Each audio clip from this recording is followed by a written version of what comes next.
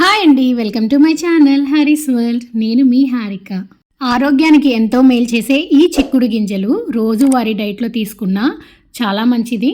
కొంతమంది పిల్లలు కానీ పెద్దవాళ్ళు కానీ చిక్కుడుకాయ కూర అంటే పెద్దగా ఇష్టపడరు. అలాంటి వాళ్ళకి ఈ చిక్కుడు గింజలతోటి ఈ విధంగా కూర చేసి పెట్టండి, చాలా రుచిగా ఉంటుంది. మళ్ళీ మళ్ళీ చేయమంటారు. మరి రెసిపీలోకి అయితే వెళ్ళిపోదాం.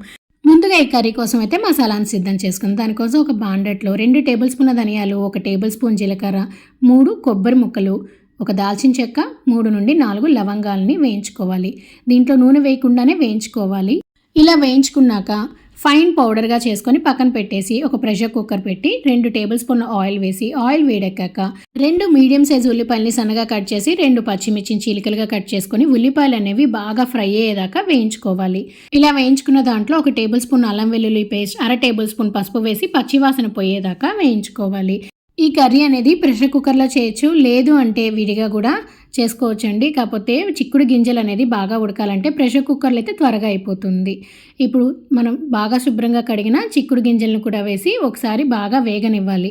ఈ విధంగా ఒక 3 నిమిషాలు వేయించుకున్నాక 2 పెద్ద సైజు టమాటాలని మీడియం సైజులో కట్ చేసుకొని టమాటాలు అనేవి కొంచెం మెత్తబడేదాకా మగ్గనివ్వాలి.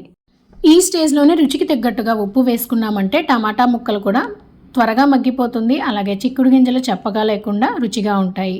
ఇప్పుడు మూత పెట్టి ఒక 5 నిమిషాలు ఉడికించుకున్నామంటే టమాటాల ముక్క కూడా మెత్తపడిపోయి నీరు అనేది పైకి తేలుతూ ఉంటుంది. చూసారా, మూత పెట్టినప్పుడు కొంచెం గ్రేవీలాగా వస్తుంది.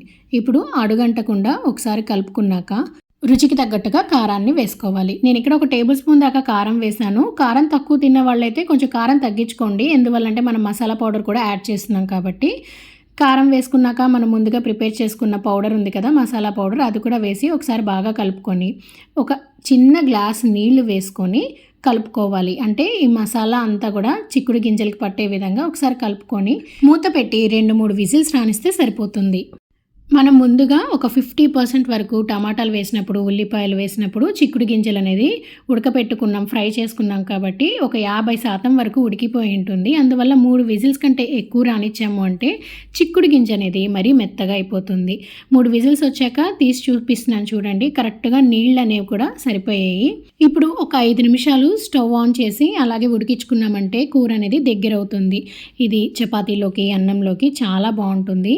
సర్వ్ చేసే ముందు లాస్ట్లో కొత్తిమీరని కొంచెం వేసుకొని సర్వ్ చేయండి. చిక్కుడు అంటే మంచి ఫైబర్ ఫుడ్ కదా, అలాంటిది చిక్కుడుకాయ కర్రీ తినని వాళ్ళకి ఇలాగా చిక్కుడు గింజలతోటైనా కూర చేసి పెట్టండి. చాలా అంటే చాలా హెల్తీ. అందులోనూ ఇది సీజనరీ వెజిటబుల్.